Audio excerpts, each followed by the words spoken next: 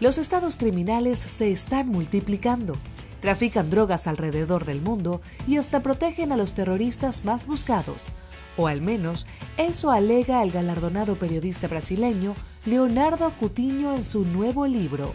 En esta edición especial de Efecto Naim, nos revela en exclusiva las contundentes pruebas que vinculan a gobiernos latinoamericanos con el crimen transnacional.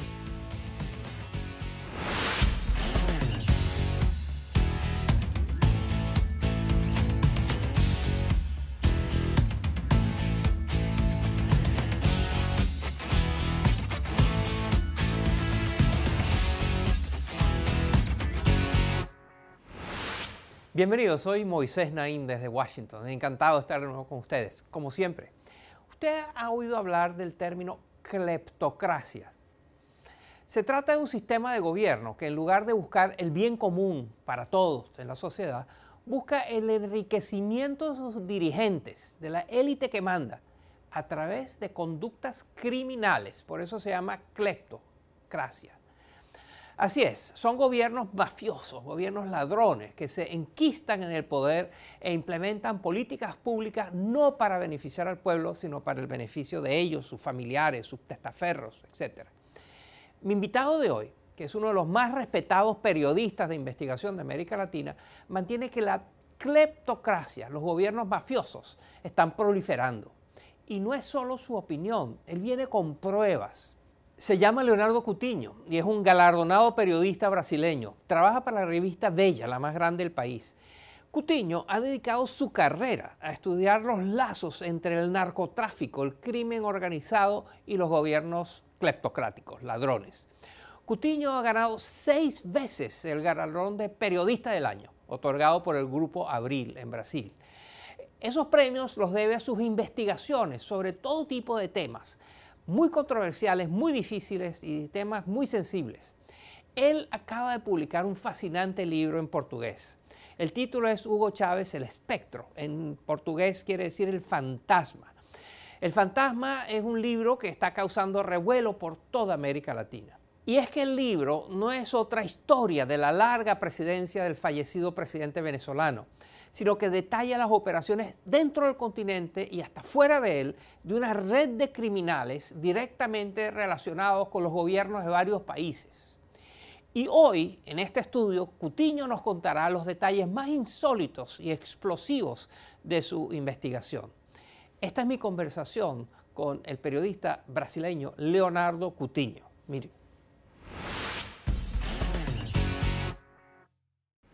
Bienvenido al programa. Muchas gracias.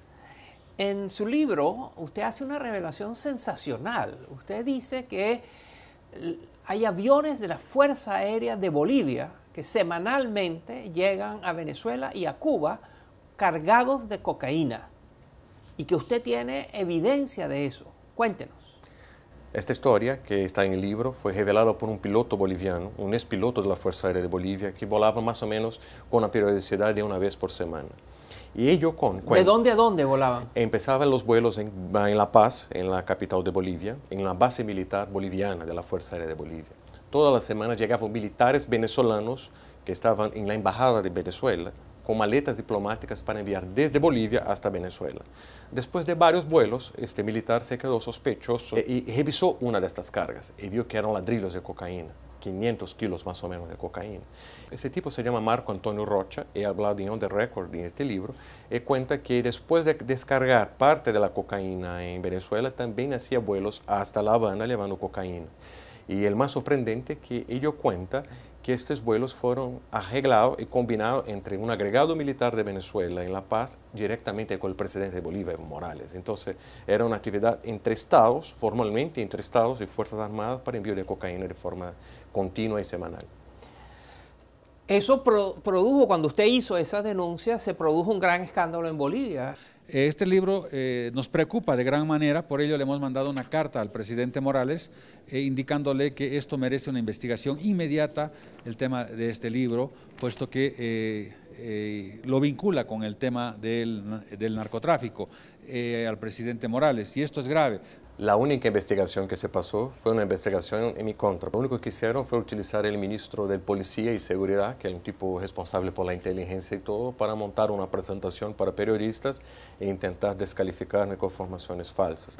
Pero no nos pida realmente como Estado que nos podamos referir a un libro escrito por este tipo de periodistas que carecen de completa credibilidad. No somos críticos literarios de investigaciones realmente que carecen de credibilidad. Ellos no contestan la información del libro, no contestan la fuente y solo intentan descalificar al periodista y no van a hacer nada, lamentablemente. Otra área de la cual usted habla en el libro es Argentina. Y sorprendentemente usted habla de temas nucleares, de que Argentina estaba involucrada en contrabando de tecnología militar nuclear con Irán. Háblenos de eso. Sí, porque la gente cuando mira mi libro imagina que yo hablo de Chávez y hablo de Venezuela solamente. Pero la verdad yo hablo de los efectos mucho más amplios de la política de Chávez de Venezuela en toda la región.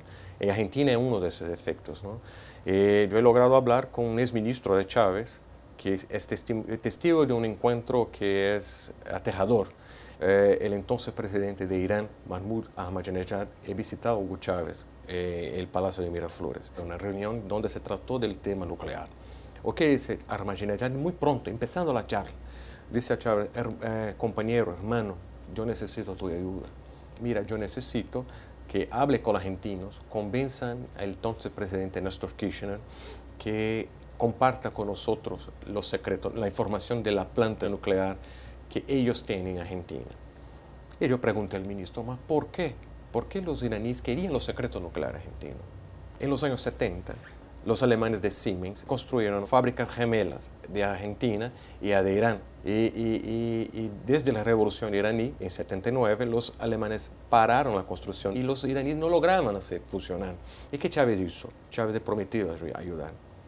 ¿Y qué se pasó después de esto? Se pasó que empezó un envío sistemático de dinero para Argentina por medio de acuerdos para financiación de fábricas socialistas, que era un proyecto de construcción de fábrica para leche, yogurte, cosas de este tipo. Era dinero venezolano que iba a Argentina para pagar una deuda de Irán con Argentina por haber comprado tecnologías nucleares. Formalmente sí. Parte de dinero formalmente salido del tesoro venezolano para alimentar esta Argentina. Pero hay una cosa, Chávez tenía una cosa llamada la partida secreta, o sea, una caja fuerte enorme, donde tenía miles y miles de millones de dólares, euros, oro y todo más, y he sacado también de esta partida secreta la plata que fue enviada para Argentina. Este ministro me dice que personalmente ha llevado un maletín, el famoso maletín de Guido Antonini. En 2007, el empresario venezolano-estadounidense Guido Antonini Wilson llegó a Buenos Aires con una maleta que contenía $800.000 en efectivo. Según la justicia estadounidense, se trataba de una generosa donación que el gobierno de Hugo Chávez envió a la campaña presidencial de Cristina Kirchner. Ahí están en el Salón Néstor Kirchner. ¡Vamos, Hugo!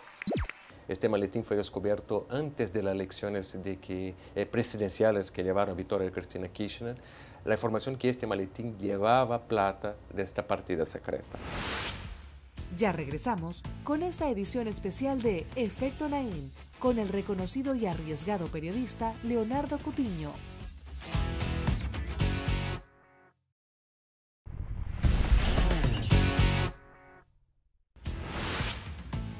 Seguimos conversando con Leonardo Cutiño sobre los lazos criminales entre gobiernos latinoamericanos. Y en medio de esto aparece un personaje muy peculiar, muy interesante. Se llama Alberto Nisman. Es un magistrado, es un fiscal argentino que está investigando todo esto, lo que usted menciona, de las irregularidades, las transacciones, la corrupción del gobierno de Cristina Kirchner y de su predecesor, su marido. Y un día Alberto Nisman aparece muerto y dicen que se suicidó. ¿Usted cree que lo mataron o que se suicidó? Moisés, no se trata de convicción. Lo que se pasó con Nisman fue un crimen, fue un asesinato, porque todas las evidencias presentadas después en la revisión de la investigación apuntan que se pasó allí un crimen y que intentaron encubrir el crimen creando un simulacro de un suicidio.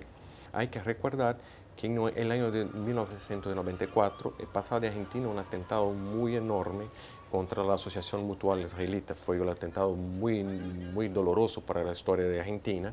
Nisman, que estaba delante de esta investigación, ha apuntado a varios miembros del gobierno iraní como los mentores, como los autores del atentado.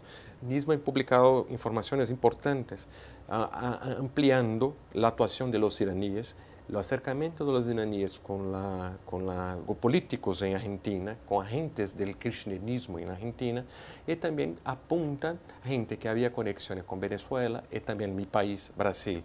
O sea, que en estos 3 puntos del continente había una movimentación de iraníes, gente involucrada con terrorismo internacional muy fuerte. Y cuando matan Nisman, Nisman muere en un momento fulcral de la investigación.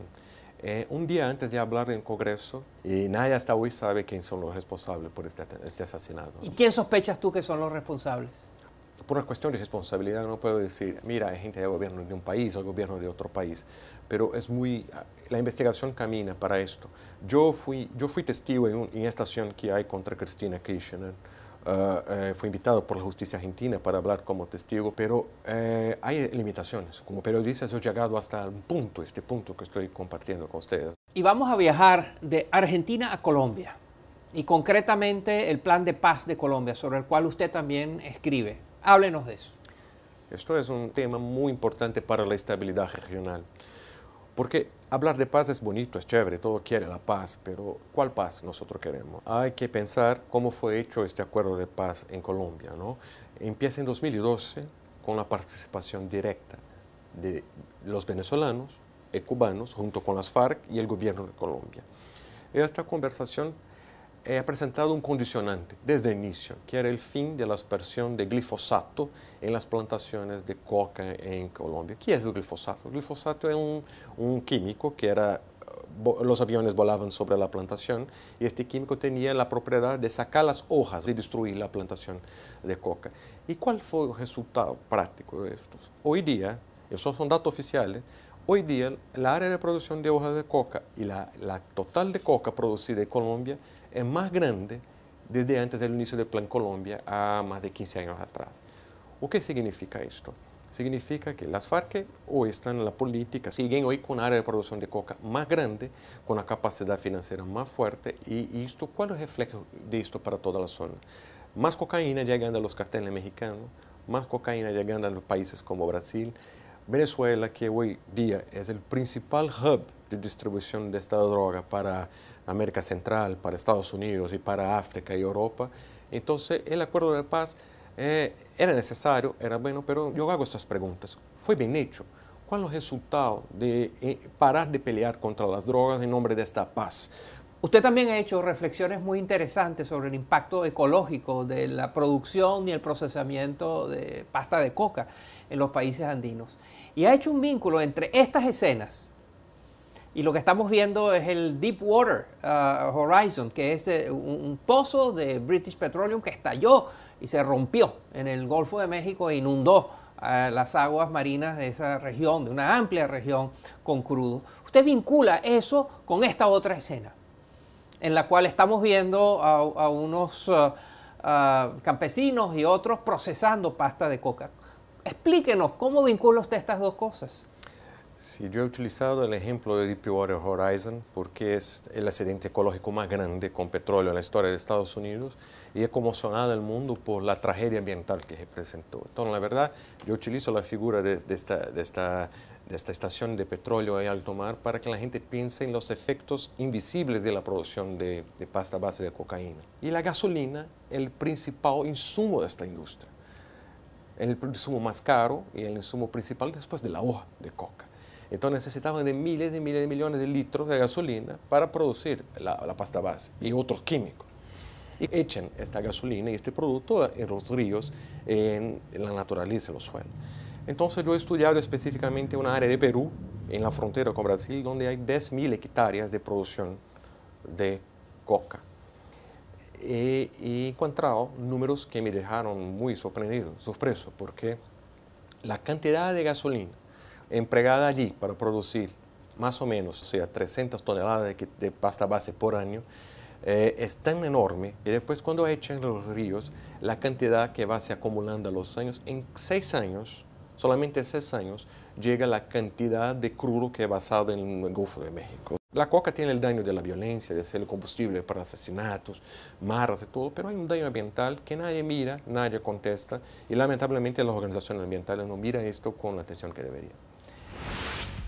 Al regresar de la pausa, seguimos conversando con Leonardo Cutiño sobre sus más sorprendentes descubrimientos.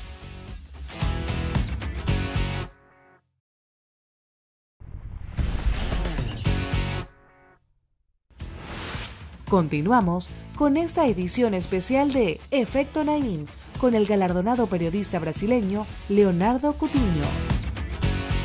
Usted también ha estudiado el caso de la geopolítica y cómo el gobierno de Hugo Chávez, por ejemplo, tuvo una expansión que trascendió las fronteras de Venezuela y las de América Latina.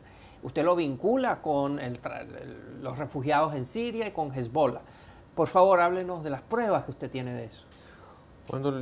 Cuando nosotros pensamos que una fuerza aérea de un país como Bolivia, que hablamos hace un rato, es utilizada para llevar cocaína de forma sistemática a un otro ejército, en otro gobierno, no estamos hablando más de corrupción, que era la marca principal de los países de Latinoamérica, de los gobiernos. Estamos hablando de una acción criminal deliberada entre dos gobiernos para hacer narcotráfico.